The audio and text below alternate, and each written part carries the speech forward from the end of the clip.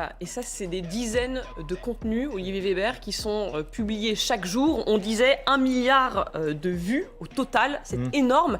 Comment imaginer qu'un réseau social aussi populaire que TikTok puisse laisser cette propagande opérer Oui, absolument, parce que d'abord, il y a cette fascination pour les armes de la part de certains jeunes. Deuxièmement, il y a toute l'entreprise de désinformation de Wagner, mais aussi des réseaux poutiniens, donc de Poutine, non seulement en Russie, bien sûr, mais à l'extérieur. Ça marche bien. C'est inquiétant parce que là, il y a un message qui est aussi psychologique, il y a un message aussi de banalisation. Or, qui c'est Wagner, vous l'aviez dit aussi. Voilà, c'est donc cette grande œuvre de Prigojine qui a reconnu en septembre être bien le fondateur. Prigojine, 61 ans, surnommé le cuisinier de Poutine, avec sa société Concorde, qui est un repris de justice, qui va chercher dans les prisons des prisonniers pour les libérer et les envoyer sur le front. Et donc ce sont des jusqu'au-boutistes, évidemment, des radicaux, qui ont quelquefois d'ailleurs une baïonnette littéralement dans le dos. Et oui, c'est très grave, parce que le message vraiment est un message presque anodin, on va dire, avec les messages de danseurs, etc. Et ça correspond à cette montée en puissance de Prigojine. Donc si on retombe sur Barmout, pourquoi il y a un tel acharnement? Parce que, on l'a dit, Poutine a besoin d'une victoire dans cette série de défaites, qui n'est pas qu'une série de défaites militaires, c'est aussi une série de défaites économiques. Les sanctions marchent, contrairement à ce que disent les mêmes réseaux poutiniens. Échec diplomatique avec cette volonté de créer un camp du refus occidental. Et puis, de l'autre côté, Prigojine, qui veut absolument montrer que ça marche, que son armée donc, est efficace, etc. Et il a ses prétentions aussi. Et ce qu'on a appris ce matin, en fait, c'est une information qui date d'hier, c'est que Prigojine s'arroge, tenez-vous bien, le droit d'aller recruter dans les entreprises privés russes. C'est-à-dire, il l'a dit littéralement, ils vont être obligés d'être formés, sinon il y aura des représailles ou des conséquences. Alors évidemment, les chefs d'entreprise ont intérêt à le suivre, y compris au ministère. Mais ne le font pas toujours. Ne le font pas toujours. Ne libèrent pas forcément du temps pour leurs employés, parce qu'on n'en parle pas beaucoup, mais cette guerre a un gros impact aussi économique sur les entreprises, avec tous ces hommes qui partent au front. Tout à fait. Et donc, voilà ce que dit Prigojine aux chefs d'entreprise. Soyez gentils et arrêtez d'empêcher les membres des milices volontaires d'obtenir un congé de formation. Sinon, les noms de vos entreprises, les noms des directeurs et autres dirigeants sont rendus publics. Donc c'est de la menace, c'est la délation. Puis troisièmement, ça correspond à ça, à cette montée en puissance de Prigojine. C'est-à-dire que je prends le pas sur qui? Sur M. Tchoïgou, donc le chef des armées, le ministre de la Défense. Et donc, alors est-ce qu'il a l'aval de Tchoïgou, le ministre de la Défense? Je ne crois pas, parce que l'armée n'a pas intérêt, évidemment. C'est une vraie compétition. Il a, et bien sûr, l'oreille de Poutine et sûrement son aval, mais c'est inquiétant. Et ça veut dire qu'il y a une montée en puissance de cette privatisation de la guerre, une mercénarisation, je vais arriver de la guerre, mais surtout avec des repris de justice et des criminels. Donc évidemment, c'est très grave, y compris sur Barmout. Avec juste un extrait, parce qu'il y a plusieurs extraits qu'on veut vous montrer, évidemment, vous faites tous réagir. On passe le micro tout de suite, mais regardez. Wagner, donc, et c'est cette métaphore des musiciens qui jouent dans ce grand concert qu'est la guerre. Voilà, c'est un peu ça que le message qu'ils veulent faire passer. Nouvelle petite vidéo, extrait publié sur TikTok. Avec un curieux violon.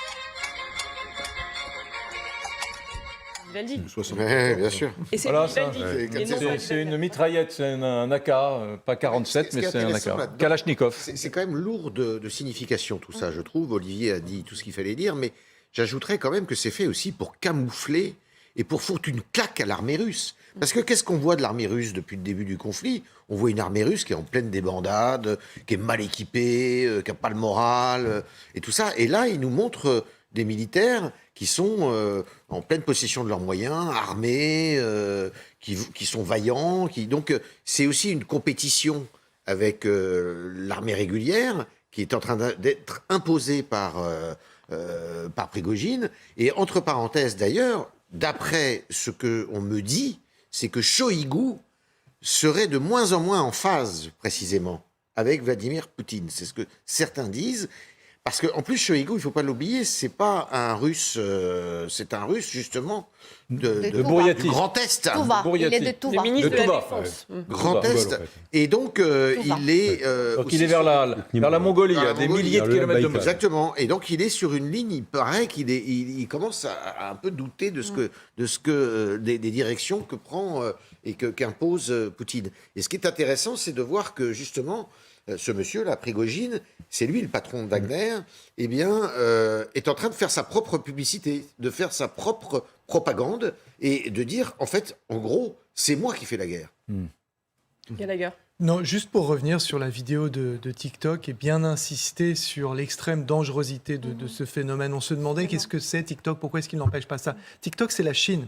C'est le gouvernement chinois. oui. Et c'est la raison pour laquelle certains gouvernements occidentaux demandent soit de manière très officielle, soit parfois officieuse, aux gens de faire bien attention quand ils téléchargent TikTok et qu'ils s'en servent. Parce que, disent-ils, ça peut être un instrument pour vous espionner, prélever de la data, lire ce qu'il y a sur vos téléphones mobiles. Mais ensuite, pourquoi est-ce qu'il y aurait cette convergence entre un réseau social chinois et Wagner ? Wagner, quand on parle de Wagner, on pense évidemment Bakhmout, les forces militaires, etc. Mais il y a tout un autre volet de Wagner.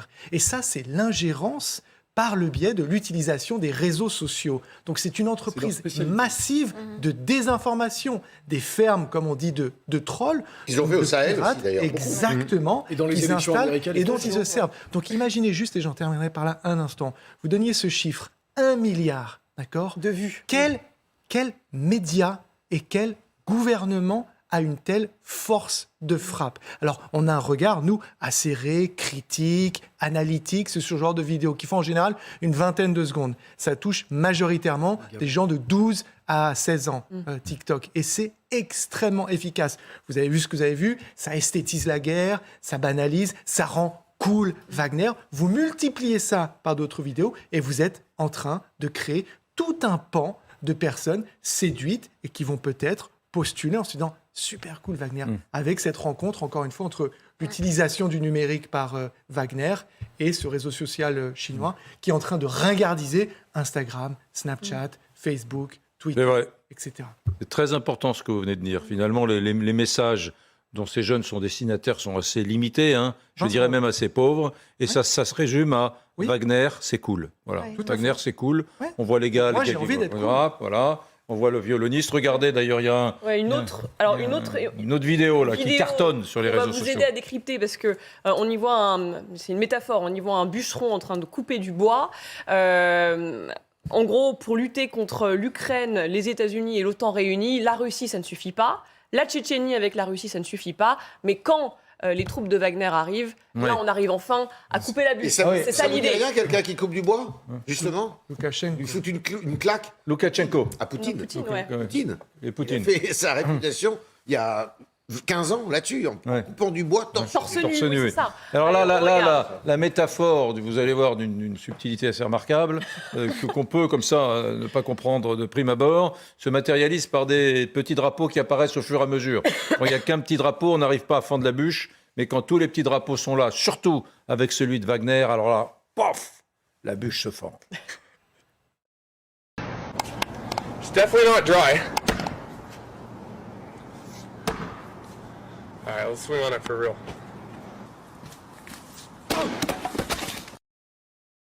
It's definitely not dry.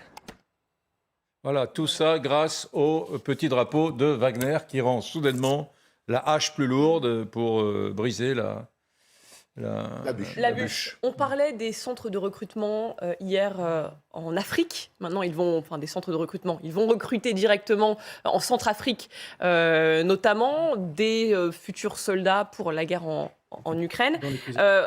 Là, ils essayent aussi de recruter des jeunes. On disait TikTok, regardé par les 12-16 ans, des ados. Une fois de plus, ça montre qu'en fait, Wagner n'a peut-être pas assez d'hommes et cherche par tous les moyens à recruter. C'est la première chose que je me dis, s'il est obligé de faire une publicité comme ça, c'est qu'il a quand même sans doute des vrais problèmes de recrutement. Quant à aller, recruter des Africains pour aller faire la guerre en Ukraine, je leur souhaite bon courage.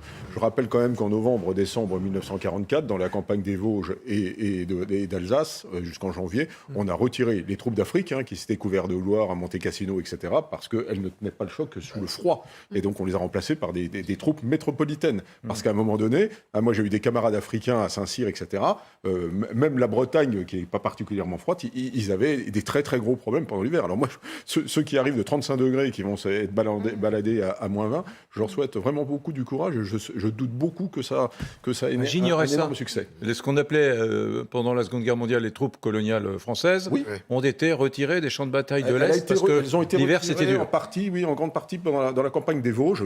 Alors l'hiver 44 a été terrible. Ça a été un très très gros hiver. Il a duré jusqu'en mars. mars. Le passage des Vosges a été Et le particulièrement passage des rude. Vosges a été terrible. Et donc, toutes ces troupes-là qui s'étaient couvertes de gloire, qui avaient remonté le Rhône, qui avaient fait monter Cassino, la campagne d'Italie, se sont d'un seul coup déclarés inaptes à combattre par grand froid pendant cette campagne-là. Et derrière les petites blagues et les musiques un peu sympas là, qu'on a vues dans ces extraits publiés sur TikTok, en fait, la réalité n'est pas drôle du tout. On parlait des prix Albert Londres qui ont été décernés. On a ressorti un extrait du prix Albert Londres décerné au documentaire Wagner, l'armée de l'ombre de Poutine par Ksenia Bolshakova. Ksenia, pardon, j'ai eu un doute.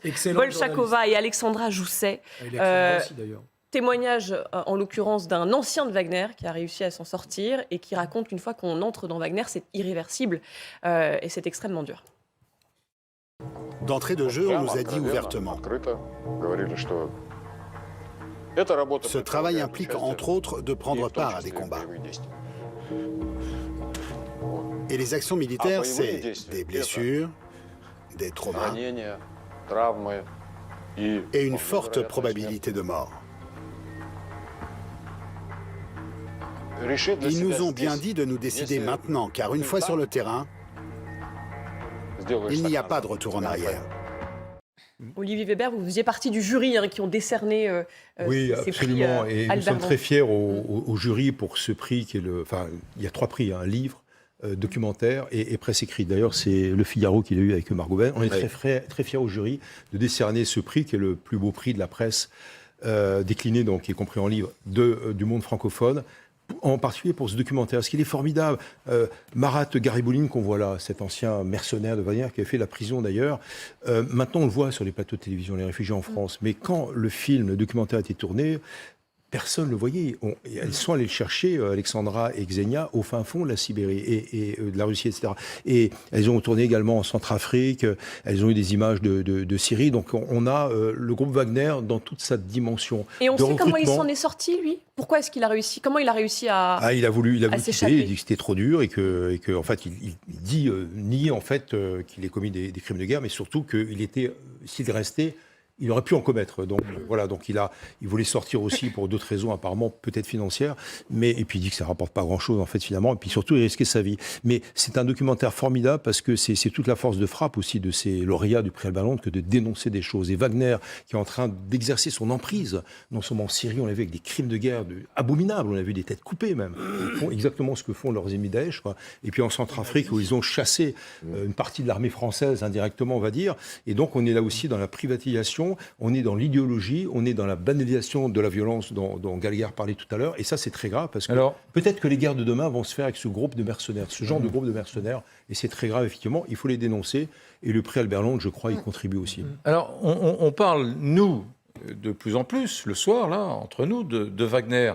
Mais, bon sang, il ne constitue qu'un tout petit pourcentage des forces armées russes qui sont sur le front ukrainien. Absolument. Pourquoi est-ce qu'on parle autant d'eux ? Combien sont-ils d'ailleurs ? C'est quoi ? C'est 2%, c'est 10%, c'est 30%. 80 000. Absolument. Et il y a quand même. Alors, quel est le pourcentage ? Il y a quoi, des gains, on va dire, au niveau de la visibilité. Mais rappelez-vous simplement. Donnez-moi d'abord le pourcentage. Le pourcentage, on est à peu près. quelques milliers d'hommes sur. 80 000 sur 300 000 à peu près. Ah oui, 80 000 sur 300 000, oui. C'est moins que ça. Moins que ça, ils ont pas moins que ça. Oui, peut-être moins, ils ont perdu beaucoup d'hommes. 5-6 000 hommes, vous dites. J'en sais rien. Non, il y a beaucoup plus. On ne sait pas. On ne sait pas. Si on parle de Wagner, il faut faire attention parce qu'il y a Wagner sur le théâtre d'opération en Ukraine, il y a Wagner en Afrique, il y a Wagner encore dans d'autres endroits du monde. Non, mais on parlait en si Ukraine, on parle là. de l'Ukraine, en Ukraine, il n'y a pas 90 000. 90 000, c'est Wagner en totalité, à peu près, parce que le chiffre exact, on ne saura pas. Avec ceux qui font à ce moment-là la lutte informationnelle, le bot, le cyber, etc. Ils sont très Oui, actifs. c'est ce noyau qui se sont en train d'être constitués à Saint-Pétersbourg. Ils ont obtenu, il y a aussi toute une lutte encore avec le maire de Saint-Pétersbourg, parce que Prigojine, il veut absolument mettre la main sur la ville de Saint-Pétersbourg, parce qu'aujourd'hui, Prigojine, son problème, qu'il reste toujours zèque. Vous voyez, ce mot zèque, pour les Russes, c'est très péjoratif, c'est un ex-détenu, mais très péjoratif, quelque chose. Donc, il veut sortir de ce mot, il veut avoir une position officielle, soit être un député, soit avoir un niveau de maire. Et vous avez vu, on a parlé il y a 2 jours, ou même hier, de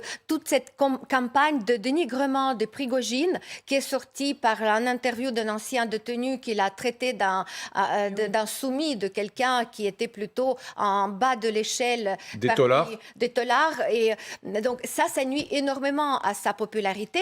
Et aujourd'hui, Wagner, ce que représente Wagner en Ukraine, il ne faut pas rêver parce que nous avons vu des gestes de cet homme ancien, Wagner, un peu combattant, un peu force spéciale. Mais aujourd'hui, ce n'est pas du tout ça, Wagner. C'est la viande à canon, mais totale. C'est-à-dire, ceux qui arrivent, ce n'est plus du tout ces mecs puissants, force spéciale. C'est vraiment, ils sont en train d'être entraînés pendant 2 semaines. Bah, c'est les prisonniers, parfois de 23 ans,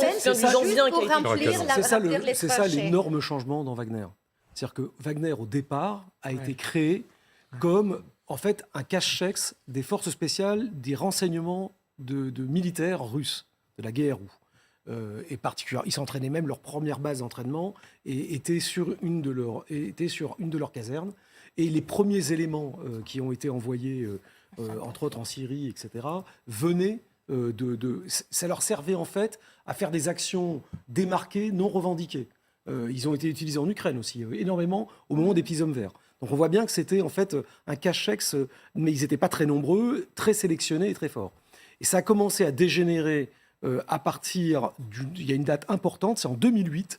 Les forces de Wagner avaient à peu près 300 hommes en Syrie et ont essayé de s'emparer d'une position des forces spéciales américaines où il y avait une trentaine d'hommes qui étaient dans le nord de la Syrie, sur une base, enfin sur un puits de pétrole, sur un endroit, dans une zone de puits de pétrole dans le nord de la Syrie. Complètement, et alors là, les Américains les ont fait venir et ils ont appelé tout ce qu'ils avaient qui volait. Donc il y a eu du drone, il y a eu du B-52, il y a eu du machin. Grosso modo, ils ont envoyé 300 cercueils à la maison. Là, d'un seul coup, Wagner, ça a été cassé dans son élan. Et ça a été. Alors là, on n'a pas entendu les Russes. Hein. Tout le monde a fait canard là pour le coup.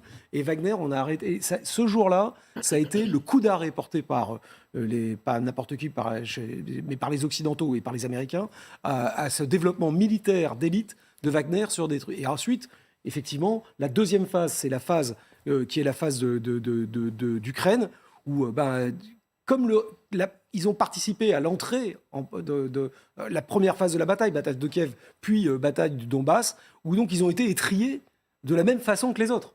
Et donc, ils sont passés, comme le reste, à faire de la mobilisation partout où ils pouvaient. Et alors là, honnêtement, le niveau de recrutement et le niveau de qualification est quand même singulièrement descendu, on le voit. Mais s'ils veulent vraiment écrire, mon général, leur légende noire, il va falloir qu'ils mettent des lignes dans le CV et il va falloir qu'ils réussissent Bakhmout. Parce que cette unité soi-disant d'élite, s'il est incapable de prendre une ville, de déposer Bakhmout au pied du caudillo, du leader Maximo Vladimir Poutine, ils vont être ridicules. Oui, ridicules, puisqu'ils sont dans l'emphase militaire, ils sont dans...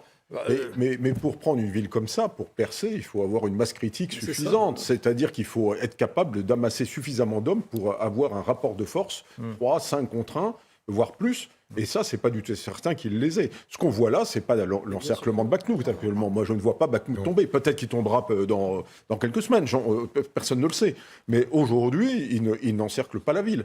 Et donc, il faut vraiment... là, il y a l'essentiel quand même des forces ukrainiennes. C'est là que se passe la bataille. La mère des batailles du moment, elle est quand même là. Celui qui va gagner la bataille de Bakhmout prendra un ascendant psychologique, vraisemblablement. Et donc, les Ukrainiens, eux, ont ramassé vraisemblablement leurs troupes de Kherson parce que le long du Dniepr, ça ne sert pas à grand-chose. De l'autre côté, ils ont fait la même chose et maintenant, la bataille se passe là. Et donc, l'attaquant, il subit de toute manière beaucoup plus de pertes que le défenseur. Donc, l'avantage est quand même aux Ukrainiens. Souvenez-vous, Severodonetsk, Lysychansk, ils ont perdu la ville, mais ils ont étrillé l'armée russe. Oui. Et donc, ce que je disais, c'est une défaite tactique, c'est une victoire stratégique. Parce qu'après la bataille de Severodonetsk, les Russes ne sont plus du tout en mesure de relancer une offensive. Et c'est ça la grande leçon de Severodonetsk. Et à ce stade, les Ukrainiens ont décidé de mener la bataille. Parce qu'ils ont renforcé, ils auraient pu lâcher Bakhmout, ils ne l'ont pas fait. Ils ne l'ont pas fait, et pour l'instant, la victoire côté russe est encore lointaine. Autre extrait qu'on voulait vous montrer, toujours de ce reportage Wagner à l'armée de l'ombre de Poutine, mais qui illustre la brutalité des méthodes, notamment contre les journalistes qui ont mené l'enquête, qui ont pris des risques et qui ont été menacés de mort parce qu'ils enquêtaient sur cette milice. Un contrôle qui s'exerce aussi sur tous les journalistes venus enquêter sur Wagner. Dès notre arrivée, nous avons été photographiés. surveillés avec des drones, pilotés par des hommes armés. Nos chambres ont été fouillées. Et un membre de notre équipe a été menacé de mort. Il a dû fuir à l'étranger. Voilà, une méthode extrêmement brutale. Vous disiez, Olivier Weber, ces milices-là, c'est peut-être ce qu'on verra dans les guerres de demain.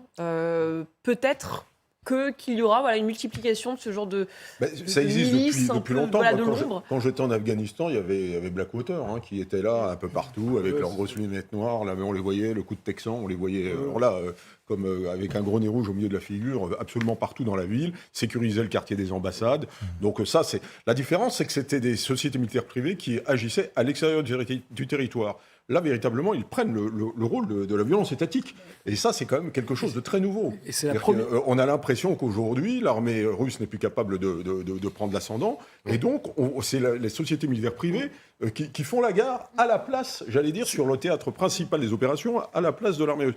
Moi, ce que je vois là-dedans, c'est beaucoup de violence brute. Et c'est le reportage, avec sa tête là, de Massier, c'est la violence brute. C'est le contraire de la violence étatique, qui est la violence maîtrisée. Et la violence étatique, comme je le dis toujours, un militaire, son but n'est pas de tuer les gens. Lui, son but, c'était de tuer les gens. C'est de remplir la mission. Et quand on peut la remplir sans faire de mort, c'est la plus belle des victoires. C'est la plus belle des victoires. Alors que ces gens-là, quand on les recrute dans les prisons, leur seul but, c'est de tuer le maximum de personnes. En fait, c'est des brutes qu'on lâche sur le champ de bataille. Voilà, donc c'est quand même sur le plan, je dirais, à la fois éthique et sur le plan de la nature de ces deux types d'armées, il y a quand même une grosse différence. On sait que dans certains pays d'Afrique qui sont fragilisés, on peut tenir un pays à quelques milliers d'hommes. Moi, j'aimerais simplement rappeler ce qui s'est passé en Syrie, où je me suis rendu. En Syrie, dans le Rojava, dont parlait Didier, donc le nord-est, tenu par les Kurdes en particulier. En Syrie, Poutine a mis 5000 hommes depuis 2013. Avec 5000 hommes, il a fait tenir le régime de Bachar al-Assad.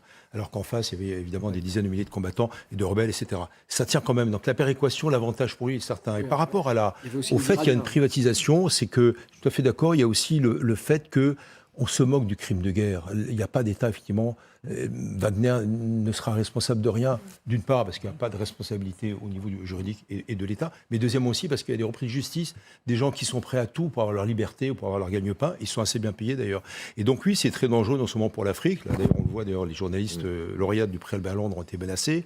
On peut penser que les menaces auraient été mises à exécution. Ils sont prêts à tout du côté de Wagner. Ils ont tué 3 journalistes russes qui avaient enquêté sur eux en Centrafrique. Tout à fait, absolument. Et puis deuxièmement, au niveau stratégique, effectivement, il faudra compter avec ce genre de milices privées de l'Afghanistan depuis Blackwater, mais aussi en Afrique australe, à la Syrie d'aujourd'hui, à la Centrafrique de demain, etc. Donc oui, et Wagner va être là-dedans. Et pour finir simplement, Prigojine est prêt à tout parce qu'il a une sorte aussi de, non seulement d'affirmation de son pouvoir politique, il veut être, non peut-être pas César à la place de César, mais quelque part être le dauphin. Et deuxièmement, il y a une rivalité avec une autre armée privée, qui demande de passer de 10 000 hommes à 70 000 hommes, c'est les Kadyrovski, c'est l'armée de Kadyrov, le président tchétchène. Mais c'est surtout la première fois. Il y a une vraie surenchère. Les Kadyrovski, les Kadyrovski demandent à passer de la garde nationale russe, c'est pas les 70 000 Kadyrovski. C'est la garde nationale russe qui veut monter en puissance. C'est-à-dire que c'est l'ensemble des gardes nationales des différentes républiques. Et la première fois, en fait, la grosse différence par rapport aux autres sociétés privées, c'est ce que disait Nicolas tout à l'heure, c'est que c'est la première fois qu'une société privée